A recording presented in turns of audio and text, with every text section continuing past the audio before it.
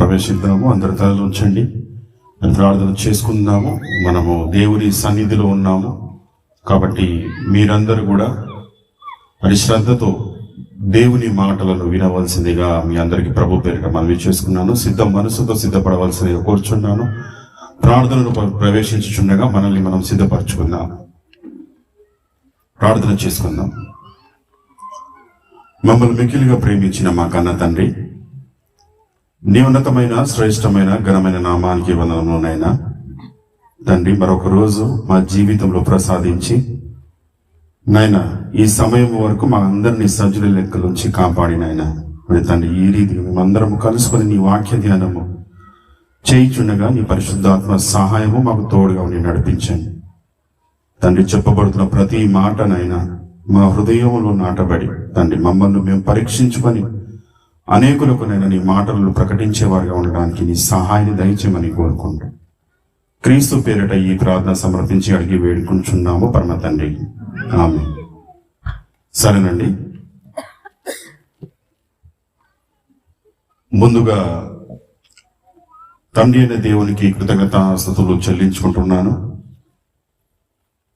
మనకు కావలసిన అనుకూలమైన వాతావరణాన్ని ప్రసాదించి అనుకూలమైన సమయాన్ని ఇచ్చి సజీవుల లెక్కలు ఉంచి మన అందరిని తీసుకుని వచ్చి తన సన్నిధిలో కూర్చోపెట్టి తన మాటలను వినడానికి దేవుడు చూపిస్తున్న తన కృపను బట్టి తన ప్రేమను బట్టి తండ్రి అయిన దేవునికి కృతజ్ఞతాస్తుతులు స్తోత్రం తెలియజేసుకుంటూ, అదే రీతిగా వేదిక మీద ఉన్న దైవదాసులకును సంఘ పెద్దలకును వచ్చిన దేవుని పిల్లలైన మీ అందరికీ కూడా మన ప్రభు మన రక్షకుడైన యేసుక్రీస్తు నామంలో శుభాదివందనము తెలియజేసుకుంటున్నాను. ప్రియమైన దేవుని పిల్లలారా, దేవుని ప్రణాళిక ఒక మనిషి పట్ల ఏ రీతిగా ఉందని మనం ఆలోచన చేయగలిగితే, దేవుడు ఈ భూమి మీద తన పిల్లలుగా పుట్టాలని, ఈ భూమి మీదకి రావాలని ఎన్నో ఆలోచనలు కలిగి ఈ భూమి మీద మనిషిని పుట్టించడానికంటే ముందు ఎన్నో ఆలోచన కలిగి ఉన్నట్టుగా మనకు తెలుస్తుంది దేవుని పిల్లలారా. ఈ భూమి మీద పుట్టే ప్రతి మనిషి గురించి మనం ఆలోచన చేయగలిగితే, పుట్టింది తన తల్లి గర్భములో నుంచి భూమి మీద పుట్టింది మనిషి ఒంటరి వాడుగానే వస్తాడు. కానీ వచ్చిన వాడు తన జీవిత ప్రయాణం అనేది ఒక కుటుంబంతోటే ప్రారంభమవుతుంటున్న దేవుని పిల్లలారు. ఒక కుటుంబంగా ఏర్పాటు చేసి ఒక కుటుంబంగా ఉండాలనేది దేవుని ఆలోచన మనకు కనబడుతుంది. ఇప్పుడు దేవుని పిల్లలారు, ఒకసారి మన చేతిలో ఉన్న వాక్యాన్ని తెరిచి అసలు దేవుని ఆలోచన ఏంటి, ఎందుకు ఈ భూమి మీద మనల్ని పుట్టించాడు, పుట్టించడానికంటే ముందు దేవుడు ఎలాంటి ఆలోచన కలిగి ఉన్నాడని మనం ఆలోచన చేయగలిగితే, ఒకసారి జీవ గ్రంథాన్ని మనం తీసి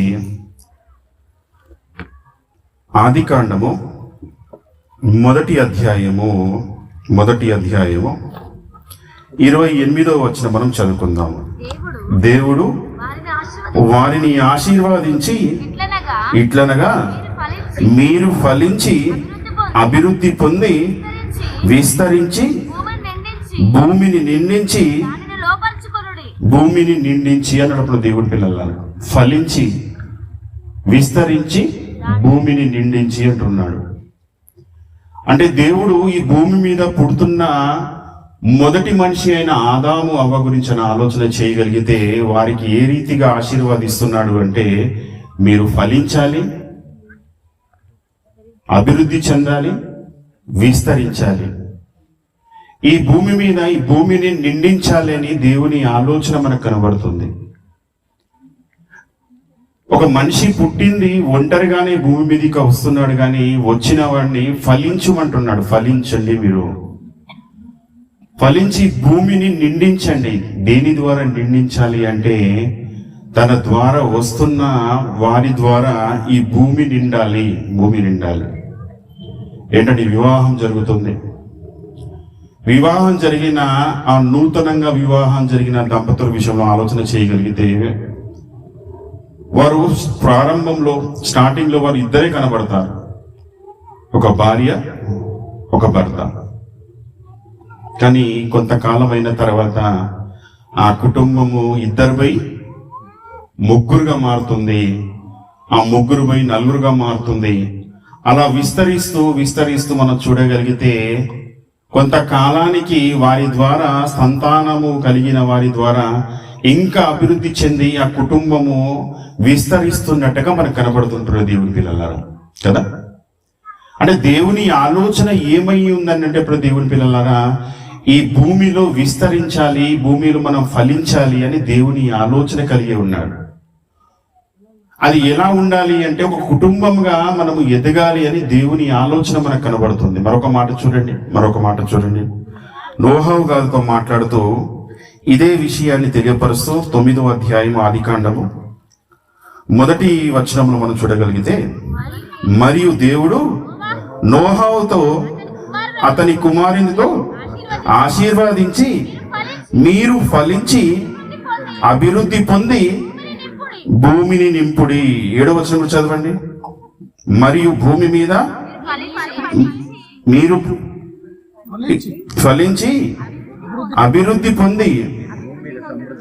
నొంది మీరు భూమి మీద సమృద్ధిగా సంతానమును కని విస్తరించుడి అని చెప్పాడు ఇప్పుడు దేవుని పిల్లలారా. అంటే దేవుని ఏం ఆలోచన కనబడుతుంది అంటే ఈ భూమి మీద మీరు విస్తరించాలి. ఒక కుటుంబంగా మీరు భూమి మీద విస్తరించాలి, భూమిని నింపాలి అని దేవుని ఆలోచన మనకు కనబడుతుంది దేవుని పిల్లలారా. అబ్రహాం గారి సమయం వచ్చేసరికి దేవుడు ఆశీర్వాదిస్తూ అబ్రహాం గారితో మాట్లాడుతూ చెబుతున్న మాట కూడా మనం చూడగలిగితే ఆదికాండము 17వ అధ్యాయము 6వ వచనం మనం చూడగలిగితే,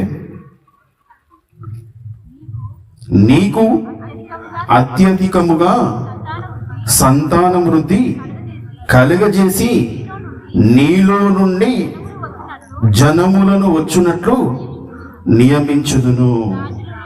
ఇక్కడ కూడా మనం చూడగలిగితే ఇప్పుడు దేవుడి పిల్లలారా, దేవుడు అబ్రహాము గారితో కూడా చేసే వాగ్దానము, దేవుని చేసే ఆశీర్వాదం ఏంటంటే మీరు ఫలించాలి, ఈ భూమి మీద విస్తరించాలి అని, నీ ద్వారానే సంతానము అభివృద్ధి చేస్తాను, సంతానము కలిగిస్తాను అని, ఈ భూమిని నిండిస్తానని దేవుడు ఇక్కడ ఆశీర్వాదిస్తున్నట్టుగా మనకు కనబడుతుంది. ఏ తరములో చూసినా దేవుడు ఈ భూమి మీద మాట్లాడుతూ తన పిల్లలతో చెప్తున్న విషయం ఏంటంటే మీరు ఫలించి అభివృద్ధి చెందాలి, ఈ భూమిలో విస్తరించాలి, ఒక కుటుంబంగా కనపడాలి అని దేవుని ఆలోచన కనబడుతుంది ఇప్పుడు దేవుని పిల్లలారా. తర్వాత ఇజ్రాయేలీల సమయం వచ్చేసరికి అక్కడ కూడా మనం చూడగలిగితే ఇజ్రాయేల్ ప్రజలతో దేవుడు వాగ్దానము దేశానికి తీసుకొని వెళ్ళడానికంటే ముందు వారికి ఇచ్చే ఆజ్ఞలను ఇచ్చినప్పుడు దేవుడు మాట్లాడినప్పుడు తెలియపరిచిన విషయాన్ని కూడా మనం చూడగలిగితే లేవియాకాండము 26వ అధ్యాయము 9వ వచనం మనం చూడగలిగితే, ఏలనగా నేను మిమ్మల్ని కటాక్షించి మీకు సంతానము ఇచ్చి మిమ్మల్ని విస్తరింపచేసి నేను మీతో చేసిన నిబంధనను స్థాపించదను. మిమ్మల్ని మీ ద్వారా సంతానము అభివృద్ధి చేసి విస్తరించి నా చేసిన వాగ్దానము, నేను చేసిన ఈ వాగ్దానము మీతో స్థిరపరుస్తాను అంటున్నప్పుడు దేవుని పిల్లలారా, స్థిరపరుస్తాను అంటే దేవుని ఆలోచన ఏం కనబడుతుంది అని మనం ఆలోచన చేయగలిగితే, తరాలు మారినా, మనుషులు మారినా, ఏది మారినా దేవుడికి ఉన్న ఆలోచన ఏంటంటే ఈ భూమి మీద మనము విస్తరించాలి. ఏ రీతిగా విస్తరించాలి అంటే ఒక కుటుంబంగా విస్తరించాలని దేవుని ఆలోచన దేవుని పిల్లలారా. ఒక కుటుంబంగా విస్తరించాలని ఒక ఆలోచన మన కుటుంబంలో కూడా దేవుని పిల్లలారా. మన కుటుంబంలో కూడా మనం ఆలోచిస్తే ఒక యవ్వన కాలానికి వచ్చిన మన పిల్లలు ఒక యవ్వన దశకు వచ్చారనుకోండి, వాళ్ళని చూడంగానే మనకి ఏమనిపిస్తుంది అంటే నా కుమారుడు నా కుమార్తె వివాహము చేసే వయసు వచ్చింది కాబట్టి త్వరగా నేను ఇప్పుడు ఏం చేయాలి, వారికి వివాహం చేయాలి. వివాహం ఎందుకు చేస్తున్నాము అంటే వారి ద్వారా పుట్టబోయే సంతాన్ని మన్మరాలను మనం ఎత్తుకోవాలని ఆలోచన ఉంటుంది దేవుని పిల్లలు కదా. వారసులు రావాలి. వారి ద్వారా సంతానం అభివృద్ధి కలగాలి, నాకు సంతానము రావాలి అని మనము కూడా ఎన్నో ఆలోచన కలిగి ఉంటాం కదా. వారి ద్వారా ఒక కుటుంబము ఏర్పాటు కావాలని ఆలోచన కలిగి ఉంటాం కదా. ఇక్కడ కూడా దేవుడు మాట్లాడుతూ తెలియపరుస్తున్న విషయం ఏంటంటే, మీరు భూమి మీద విస్తరించాలి, అభివృద్ధి చెందాలి, ఈ భూమిని నిండించాలి అని దేవుని ఆలోచన మనకు కనబడుతుంది. ఇప్పుడు దేవుని పిల్లలారా, ఒక కుటుంబము ఏర్పాటు చేయడానికి, ఒక కుటుంబంగా విస్తరించడానికి దేవుడు మాట్లాడుతున్నాడు. ఈ కుటుంబము విస్తరించాలి, అభివృద్ధి చెందాలి, ఈ కుటుంబము ముందుకు వెళ్ళాలని దేవుని ఆలోచన కనబడుతుంది కదా. మరి ఈ కుటుంబము ఏర్పాటు కావడానికంటే ముందు, ఈ కుటుంబం అభివృద్ధి చెందడానికంటే ముందు మరి దేవుని ఆలోచన ఏమై ఉన్నది, మరి దేవుని ఎలాంటి ప్రణాళిక కలిగి ఉన్నాడని మనం ఆలోచన చేయగలిగితే, మన వ్యక్తిగత జీవితంలో కూడా మనం ఆలోచన చేయగలిగితే, మన కుటుంబంలో కూడా మన దేవుని పిల్లలారా, మన వయసుకు వచ్చిన పిల్లలకు వివాహము చేసేటప్పుడు ఏ ఆలోచన కలిగి ఉంటామంటే, ఇప్పుడు వివాహము చేస్తున్నాను కాబట్టి నా పిల్లలకు ఉండడానికి ఏం కావాలి, ఒక ఇల్లు కావాలి కదా. వారికి అన్ని సమకూర్చి మనం ఏం చేస్తామంటే వాళ్ళకి వివాహము చేస్తాం. ఇప్పుడు దేవుని పిల్లలారా, ఒక వివాహ బంధములో ఏర్పాటు చేయడానికంటే ముందు వారికి కావాల్సిన సమస్తము సమకూర్చి మనము వారికి వివాహ బంధములు వారికి తీసుకొని వెళ్తాం. ఇప్పుడు దేవుని పిల్లలారా, ఈ భూమి మీద కూడా దేవుడు ఎప్పుడైతే ఆదాము అవ్వ నుంచి వారికి చెప్పిన మాట, మీరు ఆశీర్వాదించి వీరి భూమిని నిండించు అని చెప్పాడో, దానికంటే ముందు దేవుడు కూడా ఏం చేస్తున్నాడు అంటే, ఈ భూమి మీద కావాల్సినవన్నిటినీ సమకూరుస్తున్నాడు దేవుని పిల్లలారా. మాట చూడండి ఒకసారి, ఎంత మంచి మాట మనకు కనబడుతుందో. యెషయా గ్రంథము 40వ అధ్యాయము, యెషయా గ్రంథము 40వ అధ్యాయము 22వ వచనం మనము చూడగలిగితే, ఆయన భూమండలం మీద ఆసీనుడై ఉన్నాడు, దాని నివాసము మిడత వలె కనబడుచున్నారు. ఒకడు తెరను విప్పినట్లు ఆయన ఆకాశ వైశాల్యములను వ్యాపింపచేశాను. ఇప్పుడు ఏం చెప్తున్నాడు చూడండి, ఒకడు గుడారము వేసినట్లు ఆయన నివాస స్థలమును ఏర్పరచెను. నివాస స్థలమును ఏర్పాటు చేస్తున్నాడు దేవుడు. ఎవరి కొరకు? ఒక నివాస స్థలమును ఏర్పాటు చేస్తున్నాడు. ఒక నివాస స్థలమును ఏర్పాటు చేస్తున్నాడు. ఎవరి కొరకు? తన పిల్లలు ఈ భూమి మీదకి రాబోతున్న వారి గురించిన ఆలోచన కలిగి ఉన్న దేవునికి ఉన్న ఆలోచన ఏంటంటే, నా పిల్లలు ఈ భూమి మీదకి రాబోతున్నారు కాబట్టి నా పిల్లల గురించి నేను ఏం ఏర్పాటు చేయాలి? ఉండడానికి ఒక నివాస స్థలాన్ని నేను ఏర్పాటు చేయాలి. ఏంటంటే ఈ కొత్త రూమ్ కడుతున్నారు ఎందుకు? ఏంటంటే ఈ ఇండ్లు కన్స్ట్రక్షన్ జరిపిస్తున్నారు ఎందుకు అనగానే, లేదండి మా బాబు వివాహం చేయాలనుకుంటున్నామండి కదా. ఏంటంటే ఒక కొత్త ఇల్లు, ఒక కొత్త పోర్షన్ తీసుకున్నారు. ఏంటండి, ఎందుకు తీసుకున్నారు? లేదండి మా బాబుకు వివాహం జరుగుతుంది కదా, వివాహం జరిగిన తర్వాత మా బాబును తీసుకెళ్ళి ఆ ఇంట్లో పెట్టాలనే ఆలోచన కలిగి ఉన్నాము కదా. ఇక్కడ కూడా దేవుడు నివాస స్థలములను ఏర్పాటు చేస్తున్నాడు. కూడా దేవుని పిల్లలను ఒక నివాస స్థలము ఏర్పాటు చేస్తున్నాడు.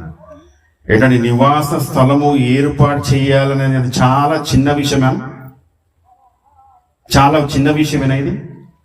కాదు. ఇప్పుడు దేవుని పిల్లలారా, మరి దేవుడు ఏ రీతిగా నివాస స్థలాన్ని ఏర్పాటు చేస్తున్నాడని మనం ఆలోచన చేయగలిగితే, తను ఏర్పాటు చేస్తున్న నివాస స్థలము వెనుకల దేవుడు ఎలాంటి ప్రణాళిక కలిగి ఉన్నాడని మనం ఆలోచన చేయగలిగితే ఒక్కసారి చూడండి అన్నమాట. ఆదికాండము 1వ అధ్యాయము 6వ వచనం నుంచి చూడగలిగితే, మరియు దేవుడు జనముల మధ్య ఒక విశాలములను ఆ జలములను ఈ జలములను వేరుపరచుగాక అని పలికెను. దేవుడు ఆ విశాలము చేసి విశాలము క్రింద జలములను విశాలము మీద జలములను వేరుపరపగా ఆ ప్రకారమాయను. దేవుడు ఆ విశాలమునకు ఆకాశమని పేరు పెట్టెను. అస్తమమాయను ఉదయమయను కలగగా రెండవ దినమాయను. 9వ వచనం. దేవుడు ఆకాశము క్రింద ఉన్న జలముల ఒక చోటికి కూర్చబడి ఆరిన నేల కనబడెను గాక అని పలుకగా ఆ ప్రకారమాయను. దేవుడు ఆరిన నేలను భూమి అని పేరు పెట్టెను. అంటే ఏంటంటే భూమి అని పేరు పెట్టడానికంటే ముందు అది ఎలా కనబడుతుంది? నిరాకారంగా ఉంది. ఇప్పుడు దేవుని పిల్లలు కదా, భూమి లేదు, అంతా శూన్యమే, నీలే. ఇప్పుడు దేవుని పిల్లలు ఒక నీలే. కానీ ఈ భూమి కలగాలి అంటే, భూమి కనపడాలి అంటే ఒక విశాలం ఏర్పాటు చేయాలి. ఎక్కడికి? భూమికి ఆకాశం మధ్యలో ఉన్న నీరుని వేరు చేయాలి. ఆ పైనున్న కనబడుతున్న ఆ నీరు పైకి వెళ్ళాయి, అది దాని ఆకాశం అని పేరు పెట్టాడు. ఈ భూమి మీద ఉన్న నీరుని ఒక చోట సమకూర్చి కనబడుతున్న భూభాగం, కనబడుతున్న ఆ స్థలాన్ని ఏమన్నాడు? భూమి అన్నప్పుడు దేవుని పిల్లలారా, భూమి విశాలము ఏర్పాటు చేశాడు. ఏంటంటే విశాలము అనే మాట చాలా చిన్నగా కనబడుతుండొచ్చు మనకు. ఏంటంటే భూమి ఆకాశాన్ని రెండింటిని వేరు చేయడం అనేది చాలా చిన్న విషయమేనా? భూమిని ఆకాశాన్ని వేరు చేయడం అంటే ముందు ఏ రీతిగా ఉన్నాయి? రెండు కలిసిపోయి ఉన్నాయి. ఇప్పుడు దేవుని పిల్లలరా కలిసిపోయి ఉన్నాయి, రెండు కలిసిపోయి ఉన్నాయి. కానీ దీన్ని ఏం చేశాడు అంటే వీటిని విశాలపరచాడు. దేవునికి వేరు చేశాడు, విశాలముగా చేసి దీన్ని వేరు చేశాను అంటున్నప్పుడు దేవుడు. ఆ మాట చూడండి 6వ వచనములు 7వ వచనం చూడండి. దేవుడు ఆ విశాలము చేసి విశాలము క్రింద జలములను విశాలము మీద జలములను వేరుపరపగా. విశాలము కింద ఉన్న జలము, కింద జలాన్ని వేరుపరిచాడు, పైన ఉన్న జలాలను వేరుపరిచాడు. పైన జలాన్ని ఏమన్నాడు? ఆకాశం అని పేరు పెట్టాడు. కిందున్న జలాన్ని భూమి అని పేరు పెట్టాడు. దేవుని పిల్లలారా, ఇది ఎలా ఉంది అంటే మనం ఇల్లు కట్టుకున్నట్టుగా సులువుగా కనబడుతుందండి ఈ మాట. ఏంటంటే ఇల్లు కట్టాలి, ఒక నివాసము. ఇప్పుడు ఒక కుటుంబంలో ఒక వివాహం జరగబోతుంది, ఒక ప్రారంభం కాబోతుంది. వారి కొరకు ఒక ఇల్లు కట్టాలి అంటే ఏం కావాలి? ఒక స్థలం ఉంటే చాలు. ఆడ కట్టడానికి ఒక మేస్త్రి ఉండి కావాల్సిన అన్ని ఇటుకలు కానివ్వండి, సిమెంట్ కానీ అన్ని ఉంటే సరిపోతుంది. కానీ దేవుడు తన పిల్లలు ఇక్కడ రాబోతున్నాడు కాబట్టి ఒక విశాలాన్ని కలిగించి ఆ విశాలం ద్వారా కిందున్న జలాన్ని, భూమిని కిందున్న జలాన్ని వేరుపరిచాడు, పైన ఉన్న జలాన్ని వేరుపరిచాడు. పైన ఉన్న జలాలను వేరుపరిచి దాన్ని ఆకాశం అని పేరు పెట్టాడు, కిందున్న జలాన్ని వేరుపరిచి దీన్ని భూమి అని పేరు పెట్టాడు. దేవుని పిల్లలారా,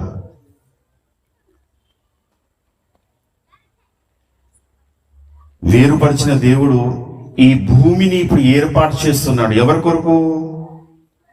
తన పిల్లల కొరకు. దేవుని పిల్లల ఒక భూభాగం ఇప్పుడు కనబడుతుంది, ఒక స్థలం నాకు కనబడుతుంది.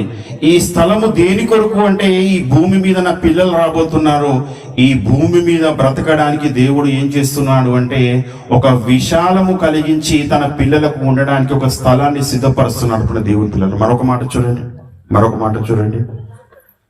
యెషయా గ్రంథము 42వ అధ్యాయము 5వ వచనం చూడండి ఒకసారి. ఆకాశమును సృజించి వాటిని విశాలపరిచి భూమిని అందులో పుట్టిన సమస్తమును పరిచి దాని మీద ఉన్న జనులకు ప్రాణమును నానులో నడుచు వారికి జీవాత్మను ఇచ్చుచున్న దేవుడు యెహోవాయే అంటున్నారు దేవుని పిల్లలారా. ఇక్కడ కూడా మనం చూడగలిగితే ఆకాశాన్ని, సమృద్ధిని, వాటిని విశాలపరిచి దానిని చేంజ్ చేస్తున్నాడు. అంటే భూమి అన్నిటిలో పుట్టిన సమస్తమును పరిచి దాని మీద ఉన్న జనులకు ప్రాణము, దానిలో నడుచు వారికి జీవాత్మను ఇచ్చి దేవుడు యెహోవాహే అంటున్నప్పుడు దేవుడి పిల్లలారా ఒక స్థలాన్ని ఏర్పాటు చేస్తున్నప్పుడు దేవుడి పిల్లలారా ఈ ఏర్పాటు చేసే వాటిలలో ఎన్ని ఉన్నాయి అని మనం ఆలోచన చేయగలిగితే ఇప్పుడు దేవుడి పిల్లలారా మన కళ్ళ ముందు కనబడుతున్న ఈ నేలని మనకు కనబడుతుంది కదా.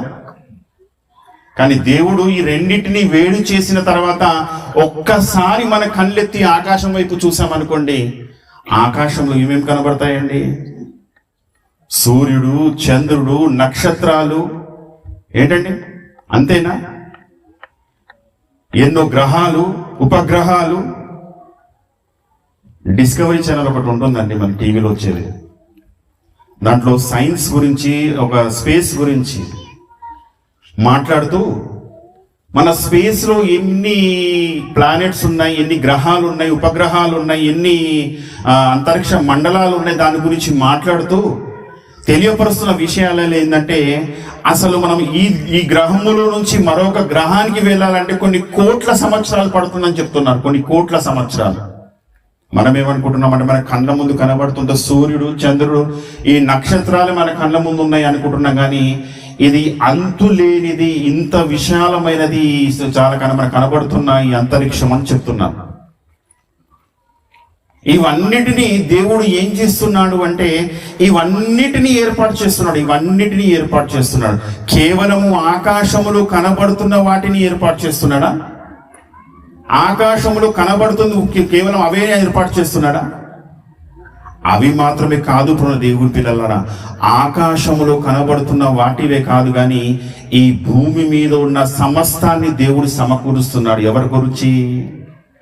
ఎవరి గురించి అంటే ఈ భూమి మీద తన పిల్లలు రాబోతున్నారు అన్న విషయాన్ని వాళ్ళు వచ్చిన వారి కొరకు దేవుని పిల్లలు. ఆ మాట కూడా వచ్చిన ఒకసారి ఇర్మియా గ్రంథము 10వ అధ్యాయము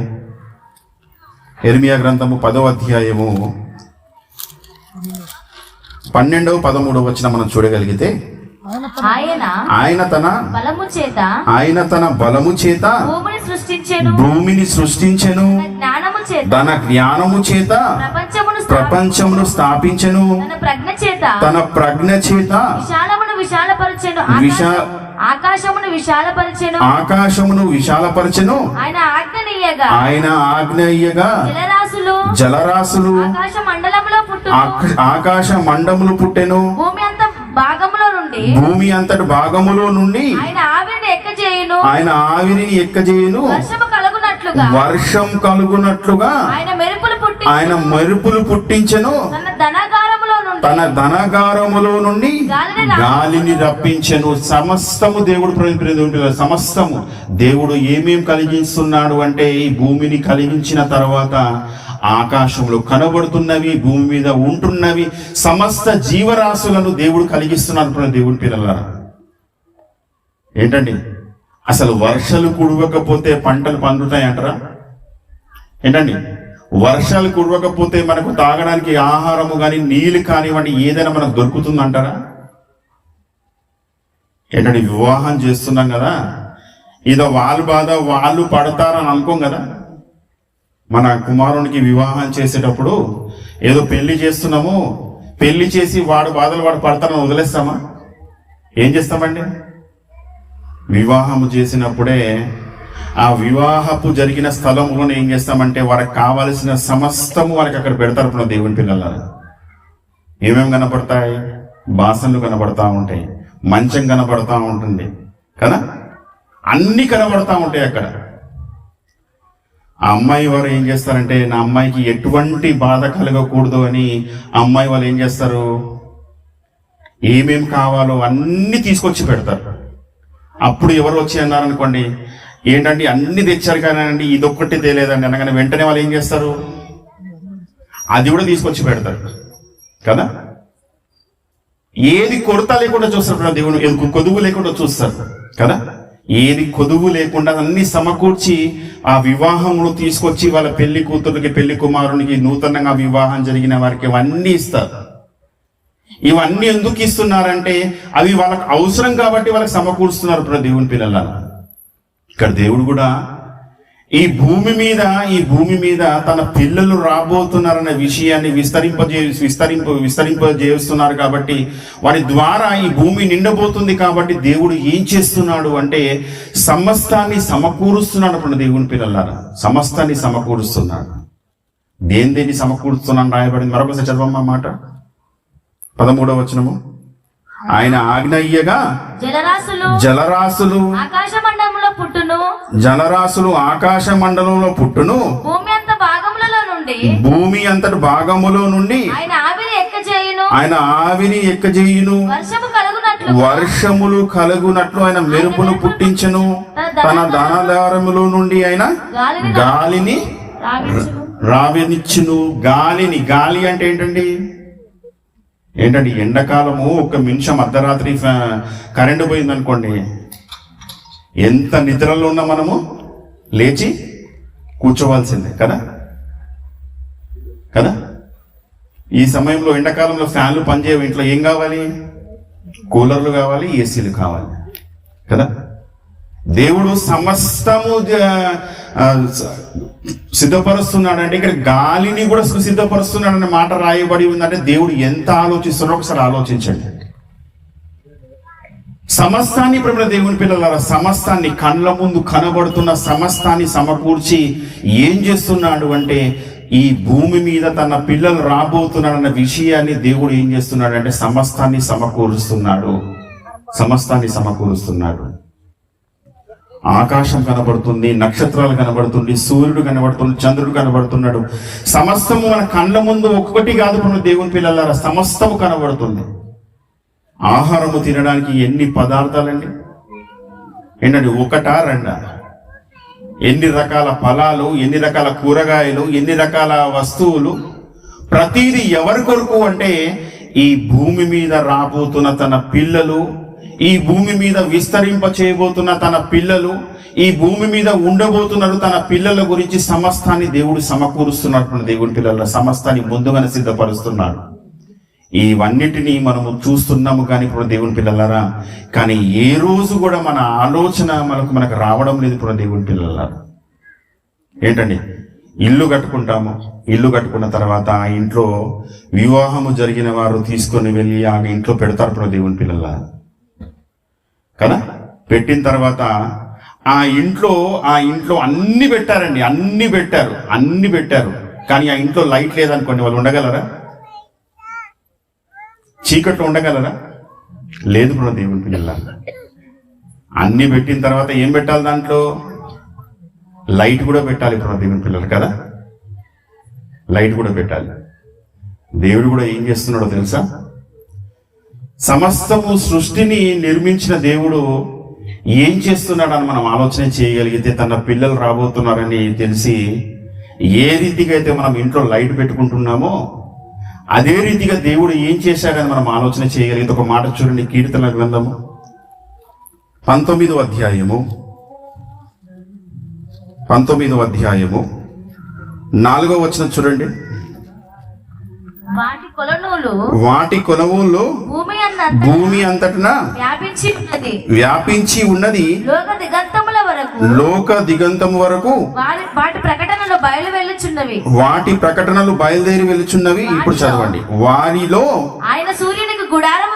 ఆయన వాటిలో ఏం చేశాడంట? సూర్యుణ్ణి గుడారము వేసేను. ఎక్కడ వేశాడు? మొదటి వచనం చూడండి. ఆకాశములో దేవుడు సూర్యునికి ఏం చేశాడంట అండి? గుడారము వేశాడు. ఏంటంటే ఇంట్లో కూడా మనం ఏం చేస్తామో తెలుసా? ఒక హోల్డర్ పెట్టుకుంటాం. ఆ హోల్డర్కి ఏం పెడతాము? బల్బు పెడతాం. బల్బు ఎందుకు పెడతామండి? వెలుతురు కోసం. దేవుడు కూడా సమస్తము కలిగించిన దేవుడు ఏం చేశాడంటే ఒక గుడారము ఏర్పాటు చేశాడు. ఆ గుడారములో దేన్ని పెట్టాడని రాయబడింది అక్కడ? సూర్యుణ్ణి పెట్టాడు. అప్పుడు దేవుని పిల్లల సూర్యుణ్ణి పెట్టాడు అక్కడ. ఒక ఇంట్లో మనం బల్బు ఎలా పెట్టుకుంటామో సమస్త సృష్టిని వెలిగించడానికి దేవుడు ఏం చేశాడు అంటే ఒక గుడారము కలిగించి ఇక్కడ దేవుడు సూర్యుని పెట్టాడు. దేవుడి పిల్లల వెలిగించడానికి. అన్ని సమకూరుస్తున్నాడు దేవుడు. ఈ అన్నిటిని మన కళ్ళారా చూస్తున్నాం. ఏ రోజైనా మనం సూర్యుని చూసి ఏ రోజైనా ఆలోచించామండి? ఏ రోజైనా మనకు ఆలోచన వచ్చిందా అసలు సూర్యుడు దేవుడు ఎందుకు పెట్టాడు? మన కళ్ళ ముందు కనబడుతున్న నక్షత్రాలు ఎందుకు పెట్టాడు?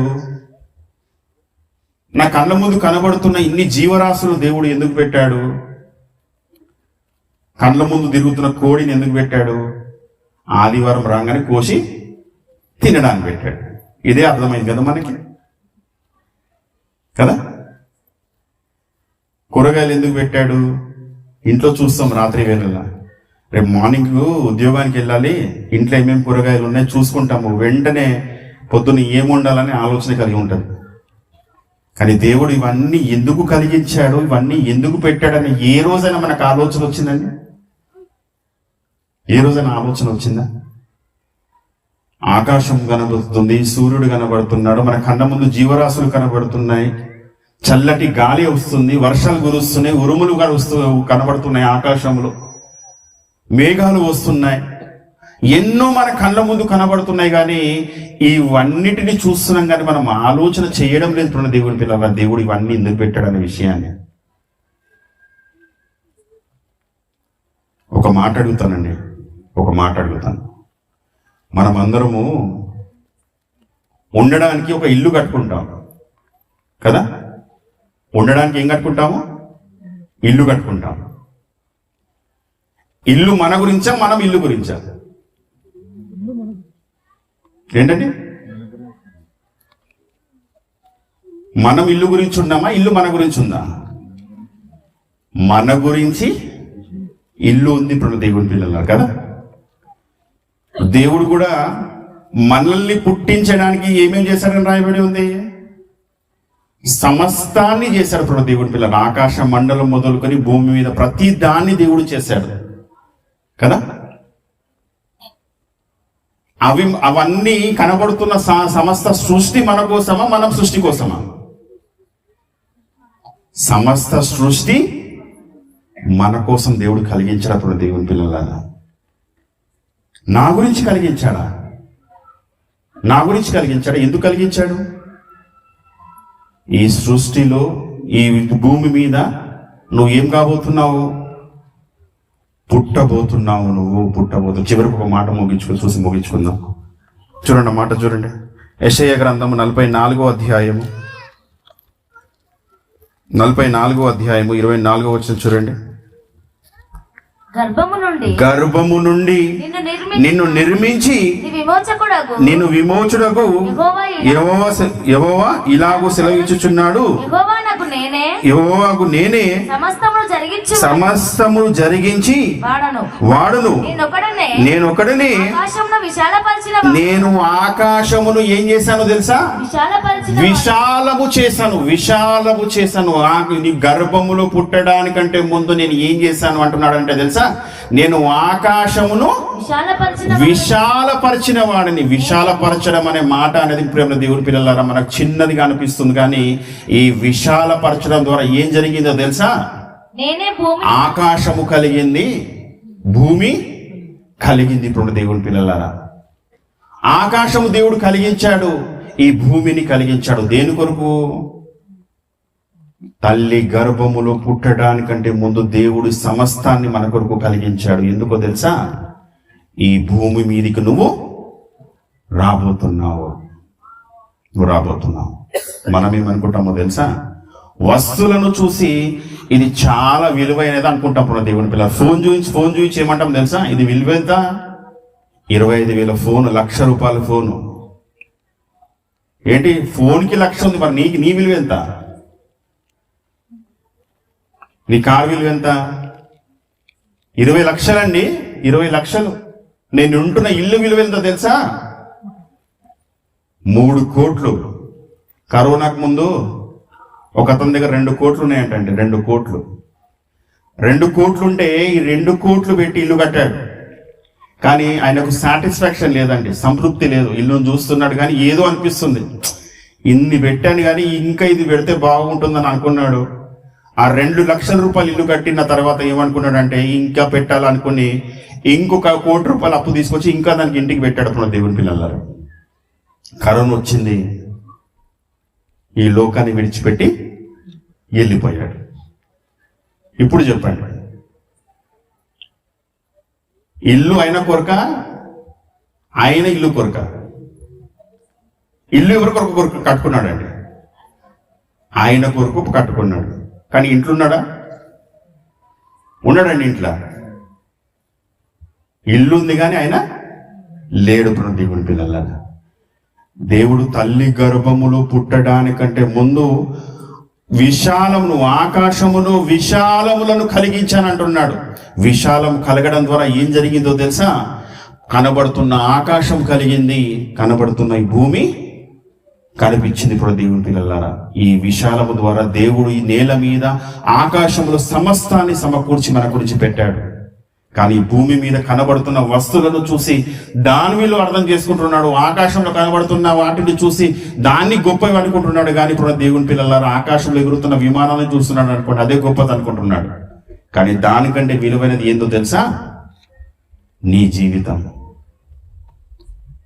నీ జీవితం ఎంత విలువైనదో, దేవుడు ఈ భూమి మీద నిన్ను ఎందుకు పుట్టించాడో, పుట్టించిన దేవుడు నీకు ఎందుకు ఒక కుటుంబంలో పెట్టాడో, ఈ మాటలను తెలుసుకోవడానికి దేవుడు మనమందరినీ ఇక్కడ తీసుకొని వచ్చాడు. దేవుని పిల్లలారా, ఆలోచిద్దాం. మన మధ్యలో దైవదాసులు ఉంటాం. ఈ 2 రోజులు మనతో మాట్లాడబోతున్నారు పరిశుద్ధాత్మ సహాయం ద్వారా. ఈ 2 రోజులలో అసలు మన విలువ ఏంది, మన కుటుంబ విలువ ఏంది, మన కుటుంబంలో ఎందుకున్నామో, ఒక వస్తువును మనం చూసి దాన్ని అభిమానిస్తున్నాము, గౌరవిస్తున్న విలువ తెలుసుకుంటున్నాం. కానీ మన జీవిత విలువ ఏందో తెలుసుకోవడానికి ఈ సభలు దేవుని పిల్లలారా ఆలోచించండి, మనసు పెట్టి ఆలోచించండి. మంచి మాటలను అందించడానికి మన మధ్య దైవదాసులు వచ్చి ఉన్నారు కాబట్టి మరి ఈ సమయము మరి వారికి ఇద్దాం. అందరు తల నుంచి చిన్న ప్రార్థన చేసుకొని మరి ముఖ్య వర్తమానంలోకి మనం ప్రవేశిద్దాం. తల నుంచి ప్రార్థించుకుందాం. మమ్మల్ని మిక్కిలిగా ప్రేమించిన మా కన్న తండ్రి, నీ ఉన్నతమైన శ్రేష్టమైన ఘనమైన నామానికి వందనంలోనైనా తండ్రి, మీరు విశాలములను కలిగించినైనా విశాలం కలిగించి ఈ భూమిని ఆకాశాన్ని కలిగించారు. ఎందుకంటే ఈ భూమి మీద తన పిల్లలు రాబోతున్నారు కాబట్టి తన ఈ విశాలము ద్వారా నేనైనా ఈ ఆకాశము పుట్టింది, భూమి కనబడింది. ఇవన్నీ మా గురించి మీరు ఏర్పాటు చేశారు నాయన. ఈ భూమి మీద కనబడుతున్న ఈ ఆకాశంలో ఉన్న సమస్త జీవరాశులను కలిగించి మరి తండ్రి ఇవన్నిటిని మా కొరకు మీరు పెట్టి ఉన్నారు నాయన. కానీ ఈ భూమి మీద కనబడుతున్న వస్తువుల విలువ తెలుసుకున్నాం, కానీ మా విలువ ఏదో మాకు అర్థం కాలేని స్థితిలో మేమున్నాం. మమ్మల్ని ఈ భూమి మీద ఎందుకు పుట్టించారు, ఎందుకు ఒక కుటుంబంలో మాకు పెట్టారు, మా విలువ ఏందో నాయన మీరు మాతో మాట్లాడండి. అవునైనా ఈ 2 రోజులు, మిగిలిన 2 రోజులు కూడా తండ్రి నీ మాటలను మేము ఆలోచన చేయించుండగా నీ కృపను చూయించండి. మా హృదయాలను కదిలించండి, మా కుటుంబాలను సరిచేయండి, మా వ్యక్తిగత జీవితాలను పరిశుద్ధపరచండి నాయన. తండ్రి, జరుగుతున్న ఈ సభలో మీ మాటల కొరకు మేము ఎదురు చూస్తుండగా మా ప్రాణాలను తృప్తిపరచండి నాయన. జరుగుతున్న ఈ సమస్తము మీ చేతులకు అప్పగించుకుంటూ క్రీస్తు పేరిట ఈ ప్రార్థన సమర్పించి అడిగి వేడుకుంటున్నాము పరమ తండ్రి. ఆమేన్. అందరికీ వందనాలండి.